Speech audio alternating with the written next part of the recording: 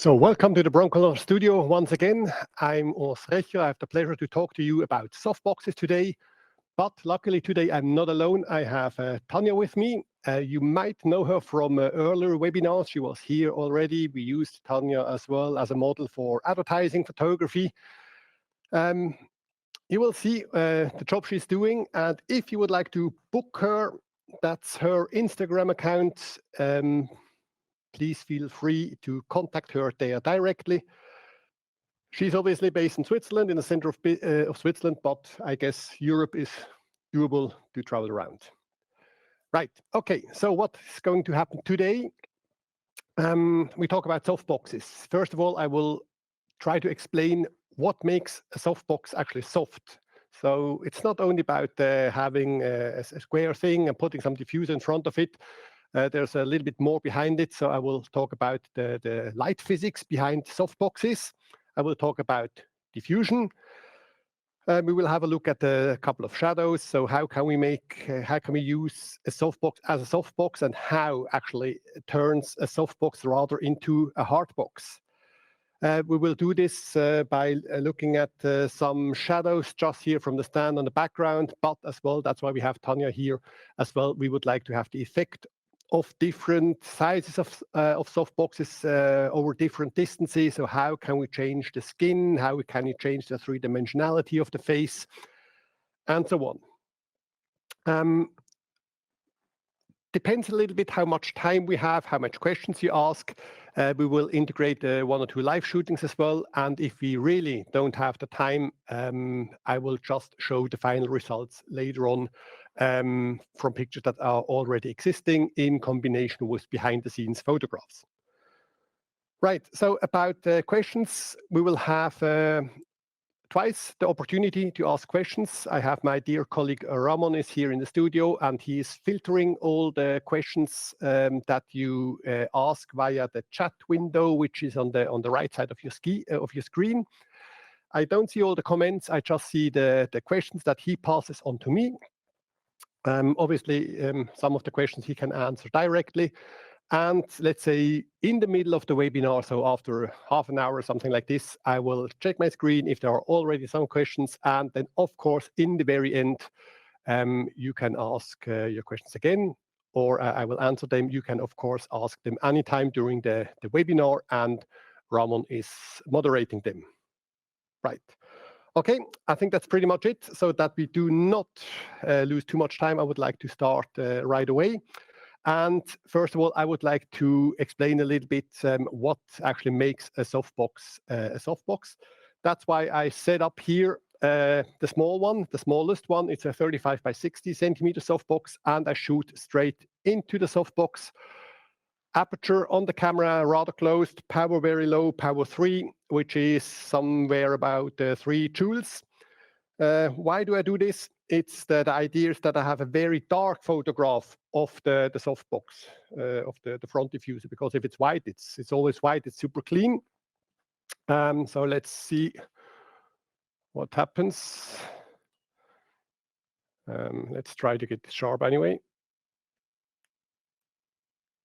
Good. And then we are changing here. Back. All right, good. Just want to make sure that this is a new one, not the testing one. Yep. Okay, good. So I'm shooting straight into the diffuser right now.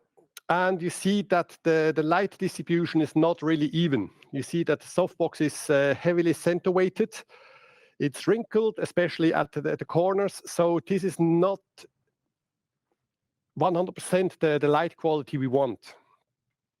Of course, you will never reach with a softbox, you will never reach the light quality, let's say, of a box light, which is an acrylic light shaper. You will always have wrinkles, but we can optimize the softbox. Do you see me? Yes. Okay, so that's why the Broncolor softboxes have at least 2 diffusers. So what you see now, or the picture you saw, is only the front diffuser. So back here, we have obviously the flash tube, and this creates a hotspot. And now, as we don't have larger flash tubes or larger protecting glasses, I just amplify the size of the light source illuminating the front diffuser by using the intermediate diffuser. So we already have a certain light distribution here, and then this is more or less the light source that illuminates the front diffuser. So let's put this in. This is fixed with 4 elastics.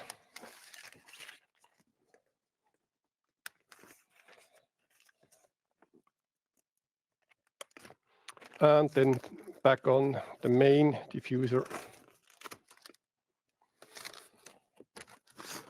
All right, so there we go. Put this back in position. And now we most probably already have an improvement in light quality.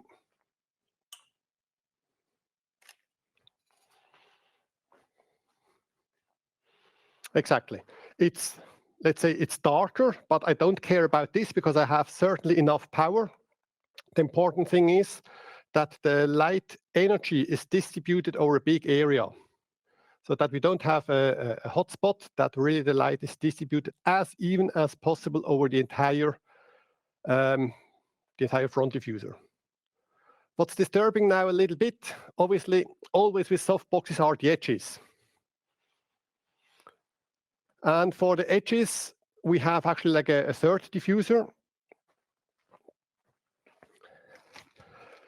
This is, let's say, cheating a little bit because we do nothing else than cut off the ugly part of the front diffuser. Just when it's getting very close to the edges of the softbox, there we get the reflections are not 100% even. Again, like let's say in the box light or in the strip light, it would be 100% even up to the corners. And here we simply cut it. Okay, we just cut off the not perfectly illuminated part. We even make the front diffuser a little smaller. So as the softness depends on the size of the softbox, we actually make the softbox a little bit smaller. And this means theoretically it's a tiny, tiny little bit harder, but it's more even illuminated. And no, I say it wrong. It's not more even, but it's sharper edged. Because the third diffuser doesn't make the light even softer. Once the front diffuser is even, that's it. You know, there's not something that's more even than even. Okay, but at least now it's sharp edged. Let me show this to you. So here we have the unpleasant corners or edges, and now we have this super sharp edge. So that's the main motivation actually to use the third diffuser. Right? Especially when you shoot still lifes. In a portrait, when I shoot Tanya later on, it doesn't really matter if I have the third diffuser on or off. But if you use the softboxes for still life, like a shiny object, like watches, if you use it to create highlights on glass surfaces, wine bottles, and so on, then it's really a very, very good idea to mount the third diffuser. You lose a tiny, tiny little bit of softness because you shrink the front diffuser a little bit, but it's sharply and very clean edged. Right, so this is about what makes a softbox soft. Later on, if I have the time, I would like to talk a little bit in general about diffusion, but I don't want to make her wait any longer, so I would like to shoot a first light comparison with Tanya. All right. So I take this stand here in the background away at the moment. All right. Good. And now I come, I think, a little lower.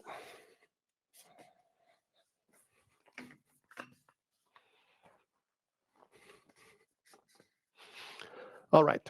So the softness of a softbox is defined, yes, by the light distribution, as seen before, but as well by the size of it. And now by the size, it's very, very important to understand that it's not about the absolute size of the softbox, but the subjective size of the softbox as seen from the model or from the object.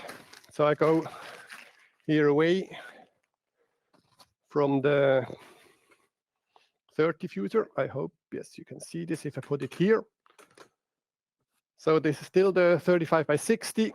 And then I take here something bigger, which is 60 by 100 standard average size softbox. Now, obviously, when they are the same distance, you can see that it's a lot larger. But if you increase the distance, it's getting smaller again. And now, actually, the two softboxes have exactly, if you were the models or the object, they have exactly the same size. So they have exactly the same shadow definition, the same hardness, because I changed the subjective size of the softbox, okay? Or other illumination or illustration, I can hide, if I do it right with the left and right, I can hide the big one behind the small one very easily. And this means if they appear having the same size as seen from the model, they have exactly the same, they create the same shadows, the softness is the same. Right, so let's put this back in position. We are not shooting the softbox itself, but I'm shooting reflections of the softbox. So obviously I have to go up with the power a lot. Max power here is 12, which would be 1600 joules here on the small Sato, 1600, 800, 400, 200. Let's say we shoot with 100 joules, power 8. Switch the light on, modeling light, and aperture. It's not really a lighting seminar today where we do this very carefully, so I tried to shoot this with aperture 8. Focus on the eyes, and you look rather straight to me. Yes, thanks. Right, good.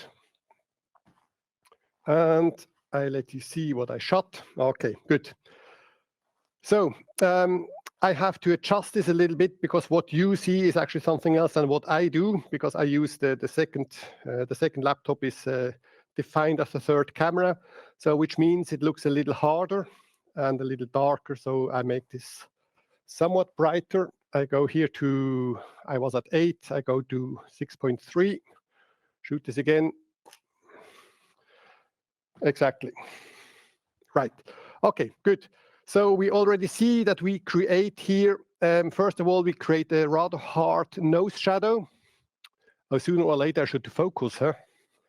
Okay, sorry for that. Very unprofessional. I try to shoot this a little sharper. Thanks. Okay. And now, if I look here, I mean, the nose shadow is super, super hard here. Okay, so this is almost like the shadow that you can expect from a spotlight, although we have a diffuser. The shadow or the light fades away. Here we have light, and then all of a sudden, zick, we have almost like a line where it fades away into the shadows. And then something strange happens here because there's light is like coming back, even if I don't have any additional lights on the left side. Okay, the skin shines quite dramatically here. Of course, I could blame now Tanya for lousy makeup, but it's more a lighting thing. And the background is already quite correctly illuminated. It's let's say 2 meters behind Tanya. I have the background, but the background is already kind of normally illuminated. I would like to add one more parameter, because it could be that we have let's say a super matte makeup or a super matte skin. But if we add some shine to the set with glasses, and I would like that you actually give me a hard time looking over there, that we really get reflections in the glasses. Perfect. Good. Thanks for that. You keep them for the moment. Huh? Going back to the third camera. So you see, even if we had perfect makeup on the, let's say, on the skin, we still have completely burnt highlight here on the shiny frame of the glasses. We have the disturbing highlights here in the glasses. And this is really something yeah, we have to take care of. I mean, a lot of advertising photography for glasses, they just take the glasses out, but I think that's not the right way, because it's, anyway, we should feel the glasses a little bit. We should as well see that they change the shape of the face a little bit. Otherwise, it's just really just like a frame on the face. But we can take care of this with lighting. So I'm still here working with a softbox that's too small and additionally too far away. So if I want to change this, first of all, I bring it closer.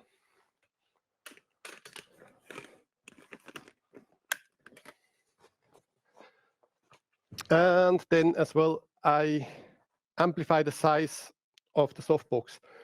Now I'm going to extreme softbox, which is the 120 by 180, because the slightly smaller one, the 90 by 120, is actually illuminating us. So I go from the smallest to the biggest.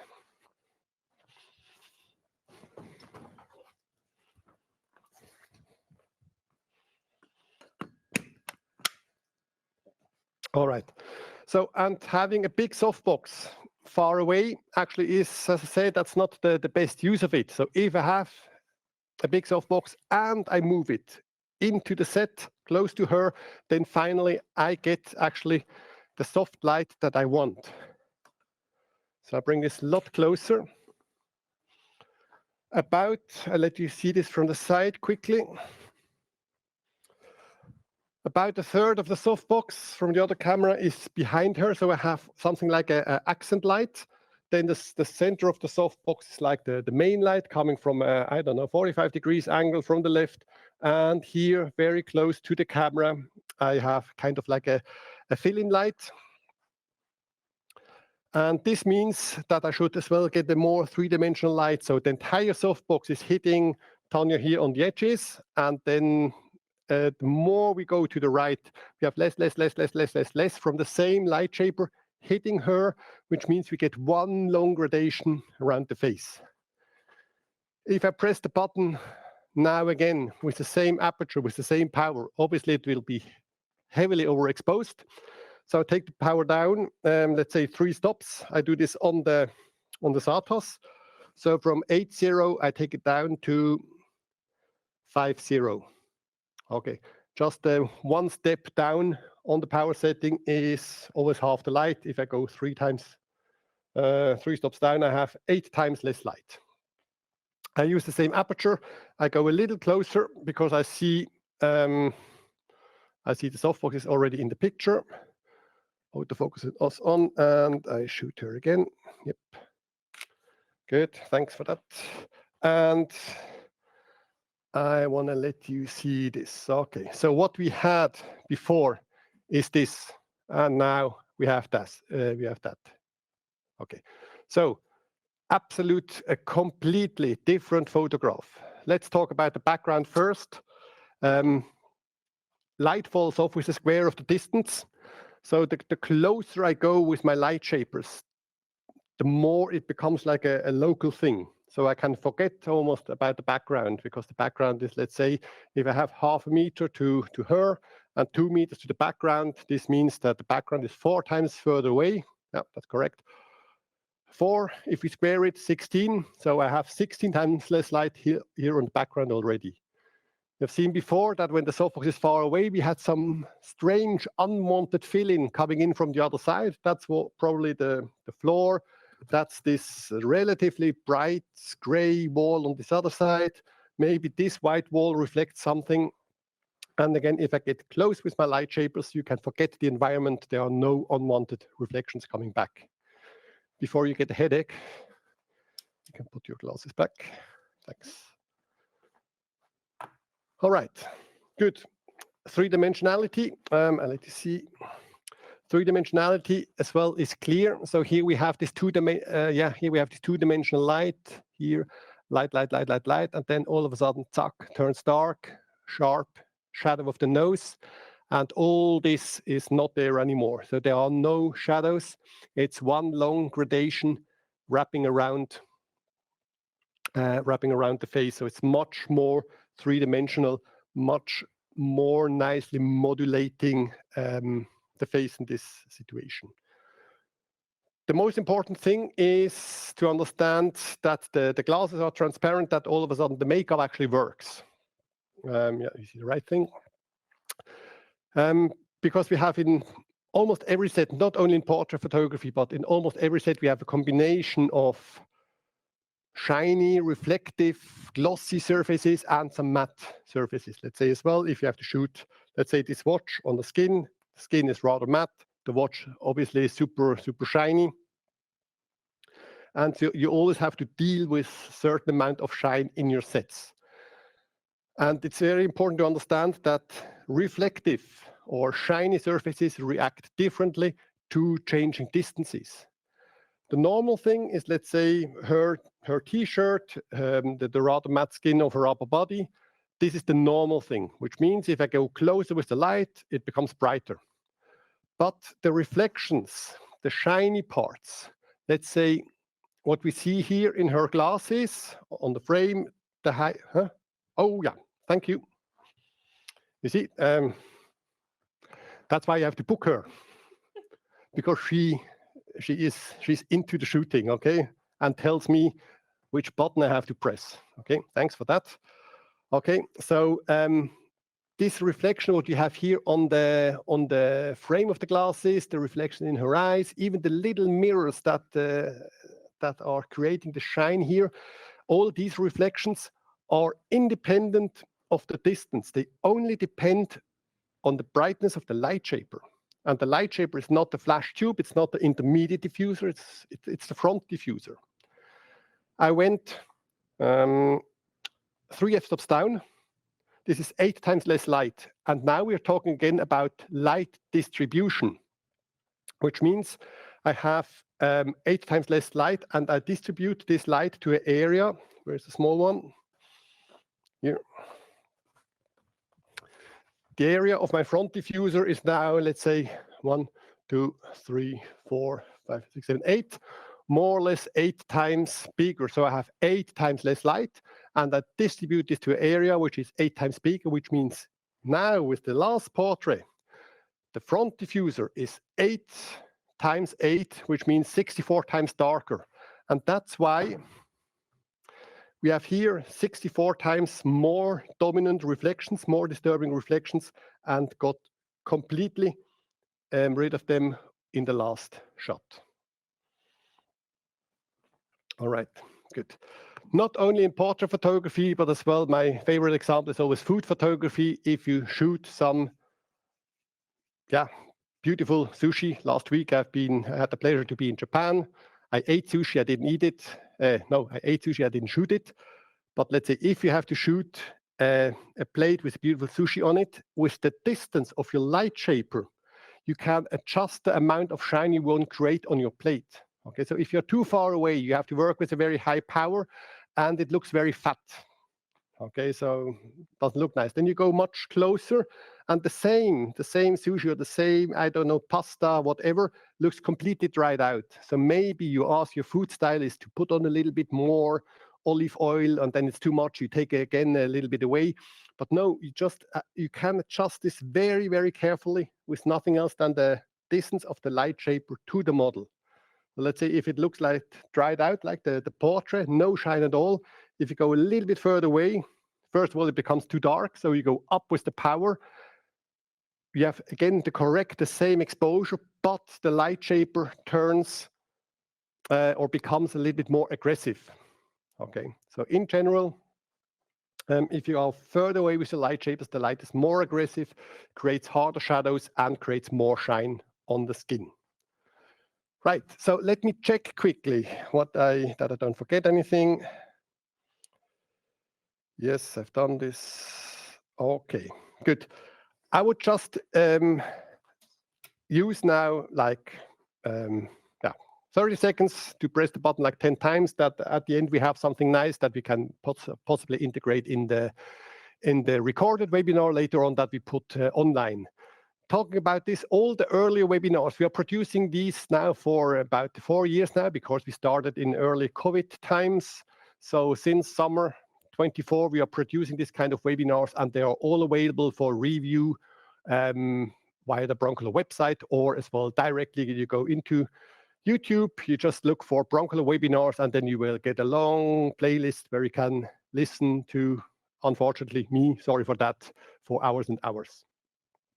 Right, so I just would like to make a couple of more portraits that we let Tanya work as well a little bit. I go closer. And the light is very, very easy, so you can do whatever you want. All right, yes. All right, good. Okay. Nice one. So in this situation, and the last one, she's been looking away from the light, and this works perfectly as well. It's super, super easy. Thanks. Super easy. Oh, could have been nice. Yeah, you see the close-ups now all the time. So when she looks away from the light, you see actually that there's nothing coming back on this side. So it really just fades away into the shadow. So there's no like this smash of light coming back from the other side. Even in the highlights, we perfectly see the color of her eyes in the reflection, while when the softbox is further away, of course, there is as well completely burnt. Okay. Last thing what I would like to explain is, again, let's choose one. Let's choose, yeah, why not, friendly one. So if we go here to this eye, we see that we have the highlights are obviously still there. I mean, reflections, if you have a shiny surface like the lenses in her eyes, there are always reflections. But in this situation, the reflection is huge, but very, very low in intensity compared to this one, where we have a very dominant reflection in the eyes, but super small. And of course, when I have the soft situation, going back to this one, when I have this situation, the highlight is much bigger, and it covers almost the entire iris of the eye. And the same happens as well, that it covers the highlights on the shiny skin are still there, but they are much larger and lower in intensity. So if I work with these kind of super soft lights, I have a lower saturation, okay? Because we have like a second layer, a very low intensity, but super large reflection from the softbox. And the softbox obviously is super neutral. It's the gray balance is perfect. So in RGB values, we have the same. We have 200, 200, 200, whatever. And this even, or this gray whitish light just overlays the skin tone. So we have the skin tone and a white layer or a grayish layer over it, which is simply reducing the saturation. On the other hand, if I work with a very hard light, this increases the saturation. When I work with soft light, most of the time I use the files the way they come out of the camera. If I work with hard lights, I most of the time reduce the saturation a little bit. Right, okay, good.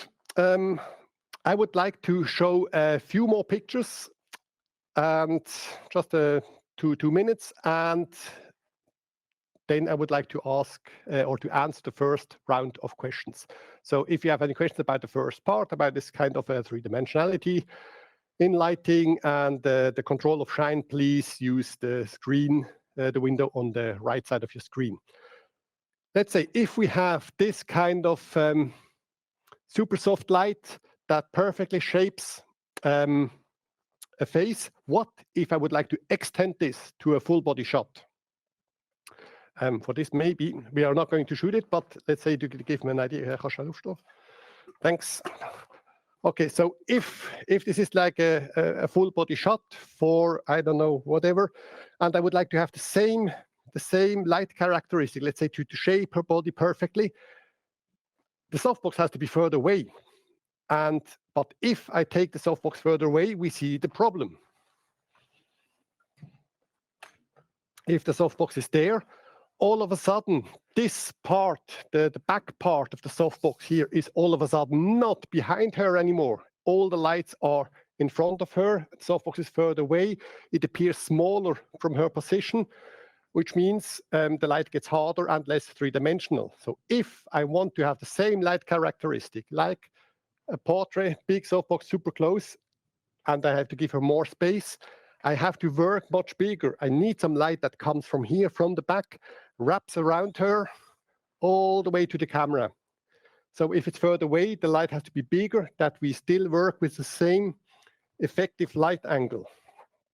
And setting this up takes some time. That's why I would just like to show it to you with some behind-the-scenes shots. Okay, my computer here is flipping a little bit. Maybe I have to feed it. Right. So we put this away for the moment, and we have a look at.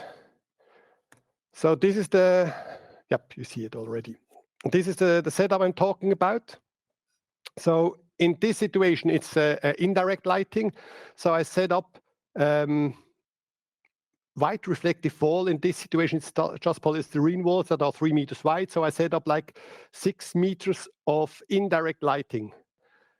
And this part of the softbox is coming from behind the model. So this is responsible for the edge light. Then here the center part is obviously something like the main light. And then I'm working from very close here to this last little bit of light here, which I use as a fill-in light. The result is something like that. This is a dancer that I shot here in Basel, and of course the very strong body. I wanted to modulate this, so that's why I work with a super high contrast. I start here with an almost white line, and then a very three-dimensional light all the way that I end with a dark line on the other side. But there I have a lot of three-dimensionality. You see it on the arm as well, how beautifully everything is modulated. I don't really use this light a lot on standard fashion because the light is just too soft. But it works perfectly on portraits, it works perfectly on nudes, on underwear shots. So where you still have the, just the skin, and all the three-dimensionality of the skin works out great. Like in this situation, we started with the full body shot, but then I actually said, okay, this looks as well fantastic as a portrait. And this is exactly for the light characteristic. It's what we've just done with the softbox, close to Tanya. But this again is the solution with indirect light here as well in the studio. All right, good. All okay? Good. If not, you can. All right, so we have another option, which is we could get somewhere close to this wraparound lighting with softboxes as well. And here we have a strip light shaped softboxes as a backlight, then the main light coming from the side. And again, the softest light is the fill-in light from very close to the camera. So we have this wraparound effect, and the result looks like this. So here I have like 3 individual softboxes, the one that's responsible here for the edge, and then the main light wrapping around here, the body modulating here, all the muscles, and then a little bit of fill-in light from the big softbox traveling around. And the question is, how do grids influence the light characteristic?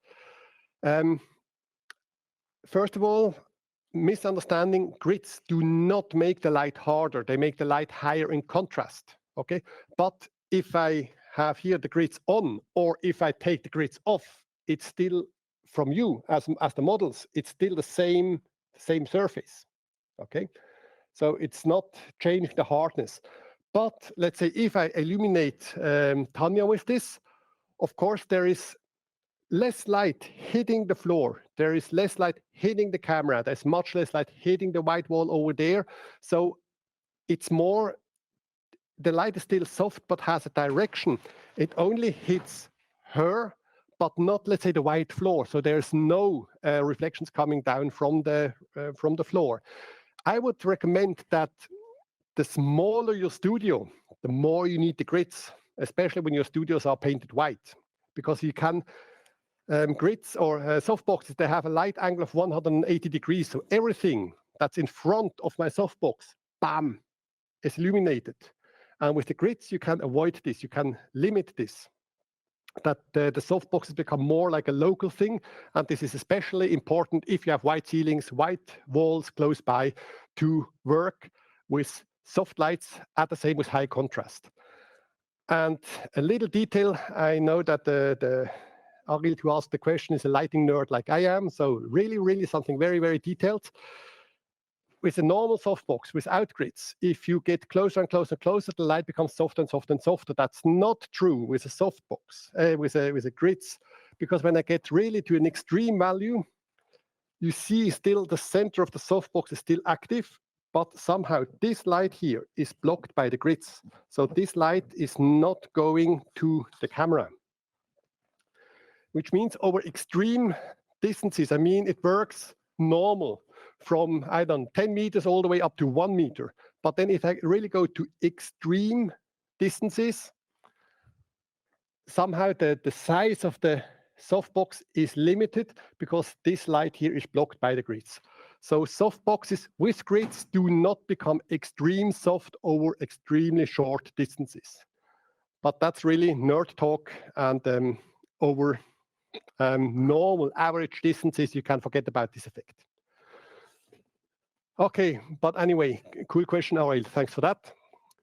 Svetlana, if you like to shoot close-ups of iris, how would you approach in terms of size of reflection and saturation?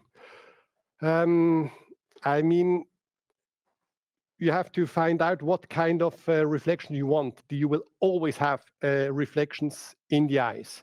I think a cool situation or a cool lighting setup could be that you work with something rather soft, maybe even diffused. Diffused means that I would turn the lamp head around, illuminate the entire studio, and use the diffused reflections coming back. And but this could be that the eye looks a little bit like dead, like almost no reflections that you have seen before. So you can combine this with a little hard light. Can be just a normal reflector, can be a small softbox of any size you want. Maybe you would like to have a highlight that's round. So we have octagonal softboxes for this. If you take this one, let's say in this situation, maybe somewhere around here, this will turn out in a small, almost round point. And of course, then you can play with the contrast between these two lights. So, but in a way, if we are so close that the highlight really becomes important. If I shoot a normal portrait where the entire, or let's say a third of the body is on, I don't really care about the highlights. For me, it's much more important that I do with the face, that I shape the face the right way, and the highlight happens. But if, let's say, you really shoot the iris, you have, of course, to take care of this. And there, I would really recommend that you take like 2 light shapers. The super soft or diffused one, not, let's say, illuminating everything properly without disturbing highlights. And then just a second light, a little harder, preferably a round light shaper that the highlight you create is round. So I think this is definitely a reasonable approach. Okay, we have a question from John. In what situation do you select a hard reflector, such as P70, over a small softbox, since they both produce light with a higher contrast and reflectance? Very difficult to say. I use, on portraits, I most of the time always use softboxes. Very, very little normal reflectors that go straight on. I use normal reflectors a lot if I work indirectly. Background illuminations are most of the time normal reflectors because you can, with the grid, you can control them much better. Grids on a softbox have a light angle of about 40 degrees. On a P70, on a standard reflector, we can limit the light angle all the way down to about 10 degrees. We even have the super narrow where we have a light angle of about 5 degrees, so it's more precise. But I think, personally, I think that normal reflector on a portrait shot, it's a little bit too harsh.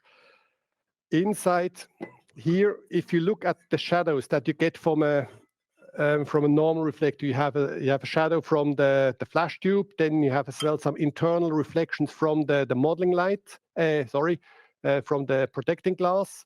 Finally, you have as well reflection here on the shiny surface. So if I illuminate her and it's rather a side light, I would definitely create more than one nose shadow, and that's definitely something I don't like. Okay, so if you really would like to have one shadow, then I would definitely go to a clean light, which means something which has a diffuser that we avoid all the effects of multiple reflections inside. But as I said, that's just a personal taste in product photography.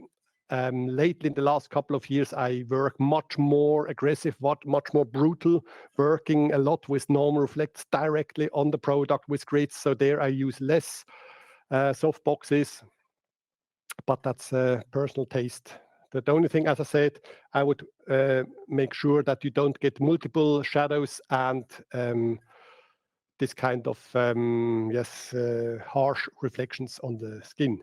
Anyway, this one, the smallest softbox has already at least, let's say, 3 times the size of a normal, the smallest softbox, 3 times the size of a normal reflector. So it's already like 3 times softer, even if this one, we have seen it before, is already creating a relatively hard light. Right, good. One more.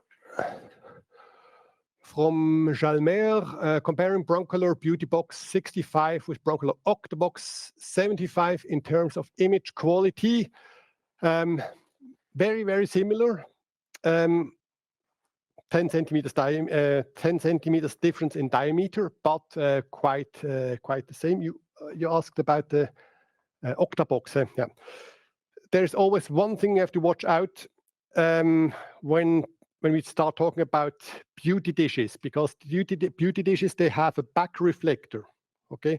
So the evenness is always a little bit less with beauty dishes. I have one here. I don't have the beauty box here, but I have a beauty dish here.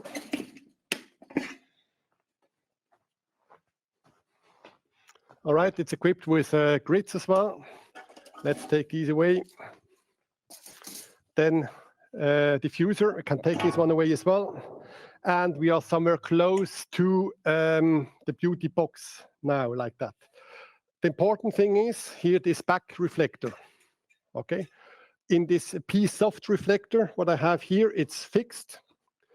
And it goes a little bit in direction that if I use it as a light on her, we have a lot of light from her and a lot of light on this side and somewhat less from the center, which sounds like light, no light, light, and this sounds like 2 shadows again. Like the standard reflectors, I would personally not recommend a beauty dish, a P-soft reflector, if it's too far away from the camera axis. They are super cool if they stay close to the camera, because then they don't create, let's say, multiple shadows, let's say, of the nose, and if it's close enough, you don't really see them down here. But obviously the light reflecting surface is smaller than on an Octabox or on a softbox. So we have, again, the light distribution is less even, and this makes the light more aggressive. A light that's more aggressive is super cool if I shoot, let's say, characteristic portraits. So if I don't want to hide all the wrinkles, if I want to emphasize wrinkles of, I don't know, travel photography, portraits of old people, you know, that's amazing because it really works out all the wrinkles and it lets the skin shine as well a little bit. And your question was about the beauty box. That's the same, kind of the same solution, but as a textile, which means you can fold it and travel with it. And there you have the advantage of having a very changeable intermediate diffuser or back reflector, because first of all, you can have it as an intermediate diffuser, so it's super even. Then you are very close to an octagonal softbox, but you can as well use it non-transparent with a golden reflecting layer, reflecting the light back to to the softbox itself, or to the reflective surface, which means a lot of light that comes from the flash tube directly hits this golden back reflector and warms up the light a little bit. Okay, so it's a very nice solution for warm tone photography, portraits, because you get, with this gold, you get a nice, slightly warmer shimmer on the lighting.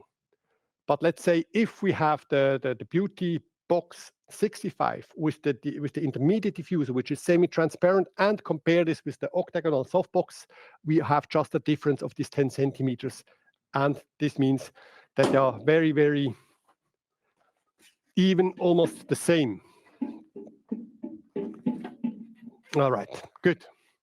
So question window is empty, which means I check quickly my to-do list. Right. Okay. I would, yes, time is running like crazy, yeah? So I would like to talk a little bit more about shine and show another technique how to work hard with softboxes. Because sometimes we have to create or control the shine in our sets. And the first one is, let's say, this photograph here of a dancer. So here I can't work with the normal technique of working with light and shadow, because the entire picture consists of shadows.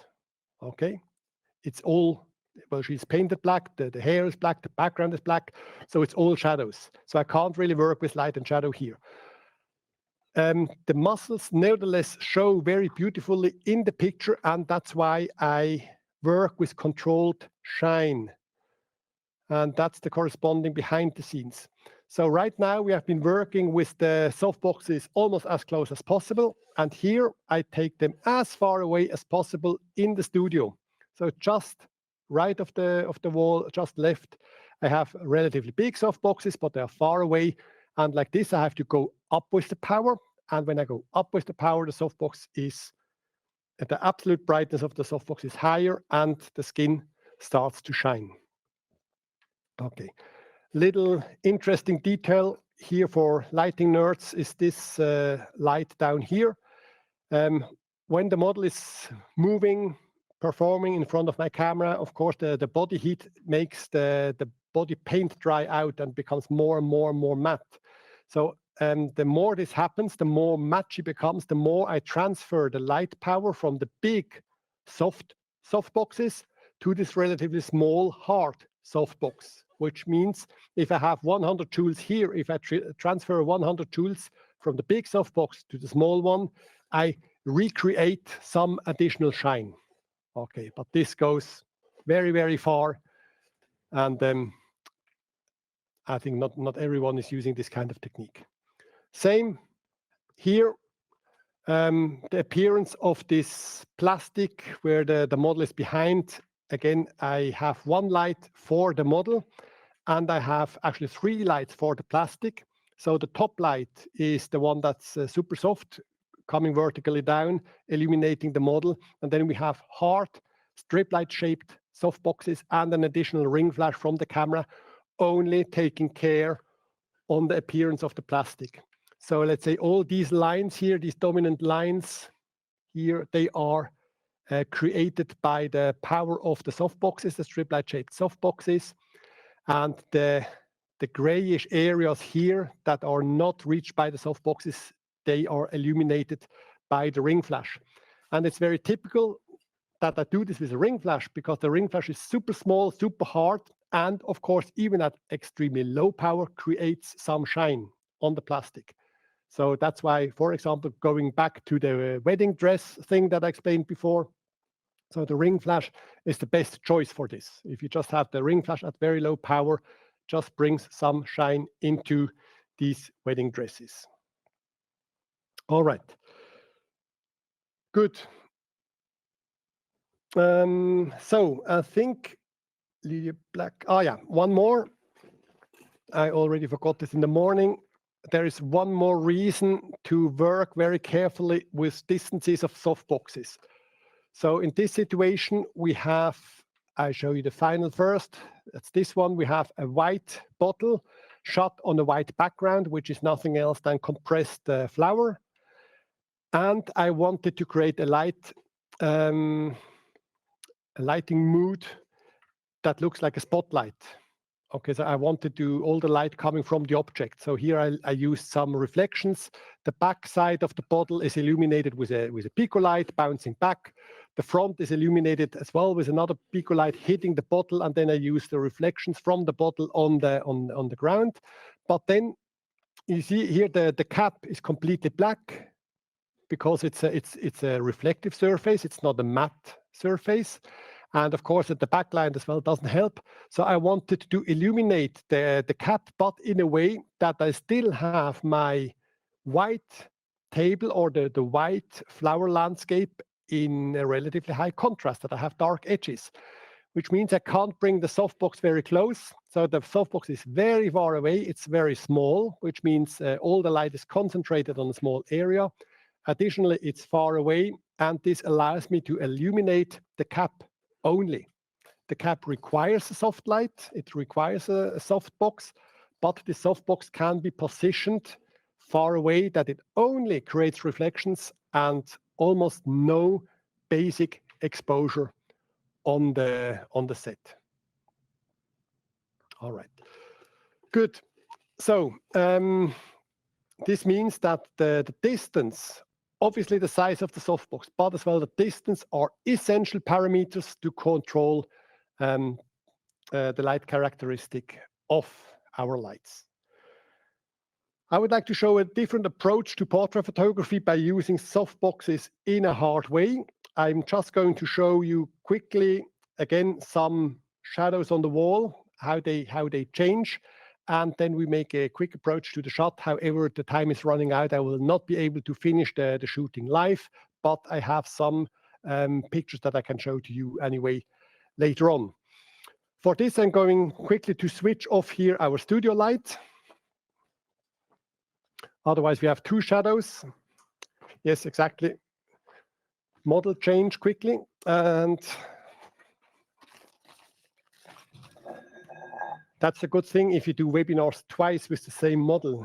They already know what happens. Okay, then this one goes away as well. Too soft to see shadows.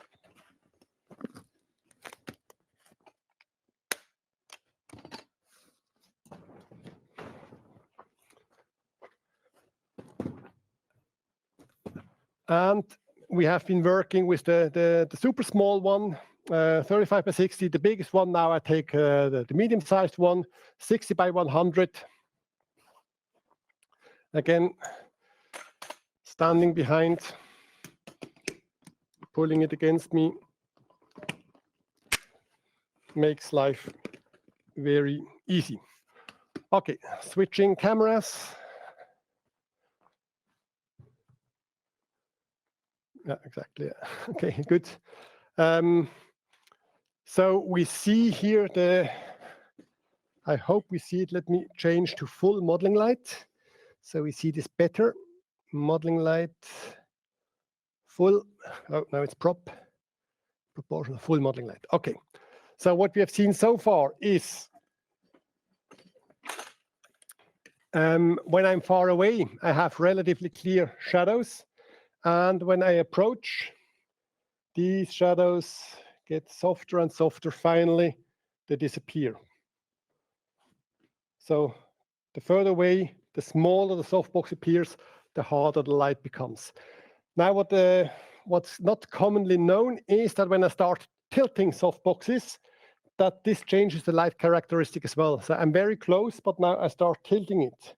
And you see that the shadow turns dark as well.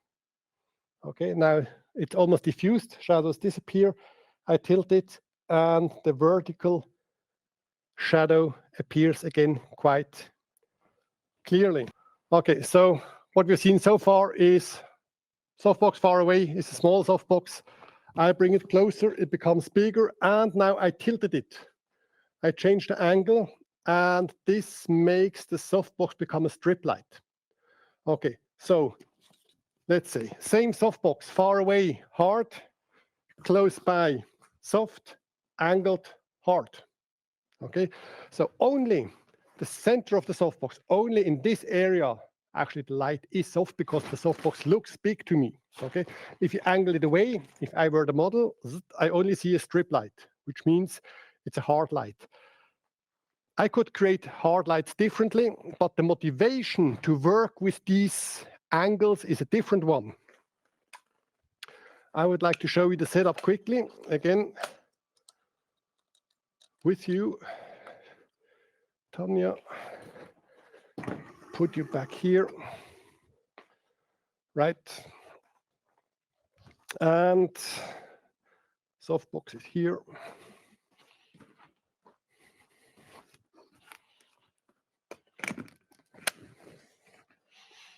All right, so, okay, now in this situation, I would not, let's say, illuminate her like this, bam, light straight on her. I would get even closer and then angle the light away. I would do something like this. Why? Before we have seen that it's always, do you see something? The camera is in front. You have seen before when I get with softbox, very close, I have a nice three-dimensional light, but it's only always a light shadow thing. And now what I get is a shadow, light, shadow thing because her left ear is behind the light shaper. So the light must come out of the dark into the light and disappears again on the other side. I have to be aware that I probably need a little bit more makeup in this situation because she just sees like a strip light. As I said, I'm not going to work this out, but the very short preview we can do. Right. It's now quite difficult for me to guess the light because I have a lot of light in the studio. And focus goes here on your eye. Okay, good. Exactly. Okay, good. So by turning it away, of course, I lose a lot of power. Most of the light is on me. Quite surprisingly, that I don't have a lot of flare. I'm just using here a mirrorless full-frame camera, but the lens is quite surprisingly good. Good coating. Focus, good. Just one f-stop brighter. Okay, so that's the general idea of the lighting. Then I would have here like a flag to fill in her left side. I would have a normal white reflector on that side and maybe just a normal reflector with grids on the background. But that's the general idea that we work in a way with two shadows. Very precisely spoken on this side or on our right side, it's not a shadow. Thank you. Yeah, that's why I should not talk longer than 1 hour because I get tired, but thanks. Okay, so on that side, it's not really a shadow. It's an edge transfer or a light fall off. Then we have her in a relatively hard light. You can see as well that the nose shadow reappears. The nose shadow reappears here, so it's a relatively hard light. Here, the fading away from light to shadow as well is relatively hard. And even when I'm working over a very short distance, the highlights are now almost like completely burned again. So why this? Because when I get closer, first of all, it becomes brighter, but then I turn it away. I waste a lot of time. Most of the light is here, and she only just gets the last 5% of the light. This means that I have to go up with the power. This means that the front diffuser is brighter, and we know that the reflections in her eyes are not depending on distances, on joules. They only depend, independent on the distance, on the brightness of the front diffuser. Turn the light away, I lose a lot of light. I have to compensate this by going up with the power, and that's why the highlights in the eyes are burnt. You see how much light there is on me because I can even see myself in her pupil here reflecting. On the other side, we get slightly more shiny skin again.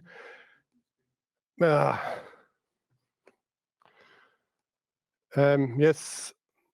Okay, so the highlights here almost like burnt, even I'm working a very short distance. Self-portrait here. And how would the shot be finished? It would be finished here by a flag, black side to me, white side to the light, which means first of all, I have less reflections from the wall over there, so I have a higher contrast. I can work more precisely here from the other side with what I want. And a little bit of light on the background. How does this look in the end? These are the last few pictures I'm going to show. And please, if you have additional questions, type them in right now. So we're going here. Okay, so how does this look in the end? These are a few examples that I shot with this technique. I like this technique a lot because it's really something special, and the equipment is super, super simple. It's just a softbox. I always use this 60 by 100, but it's always kind of like the same situation. What I do have to say, it is a light that requires good skin, that requires makeup because it's a super hard light. But if I have a beautiful face, if I have beautiful skin, I would like to show this as well. If I have, let's say, like her Guo that I shot in Hangzhou last year, exactly. If I have such a beautiful face with a perfect makeup, everything, it's in my eyes, it's almost like a pity if I work too soft or too diffuse with the lights. In this situation, I can work with hard lights. I can turn soft boxes into hard boxes. I can create much more three-dimensionality. I can create a little bit of shine, what you see here as well on the makeup of her eyes. Sorry for that. Okay. When did I not? They saw nothing, huh? I really have to concentrate more. It's really getting older. It's just 1 hour. Okay, so that's the one, the first one. Second, it's always the same technique. And then I ended up here with Guo, exactly. So you see it here, this area here above her eyes. You see it as well on the lips, on the nose as well a little bit. So you can control the amount of shine very, very nicely. And I think when I look at her, there is a certain shine, and it would be pity to hide all this because it's part of a face. It's just important that we know how to control it. Right. Okay, question window is empty. It's much too late anyway. So we will be back with webinars in 2 weeks. 2 weeks, Wednesday again, I will be here talking about Picolight in cosmetic photography. So if you are interested into this, something completely different than what we've done today, please tune in. And in 3 weeks from now, I will most probably next week I will shoot an athlete, wide jumping athlete, and we will talk about this shooting in 3 weeks from now. That's what I hope. Okay, still no questions. I would like to thank you very much for your time listening to me, and I wish you all the best. See you soon. Bye-bye. Ciao.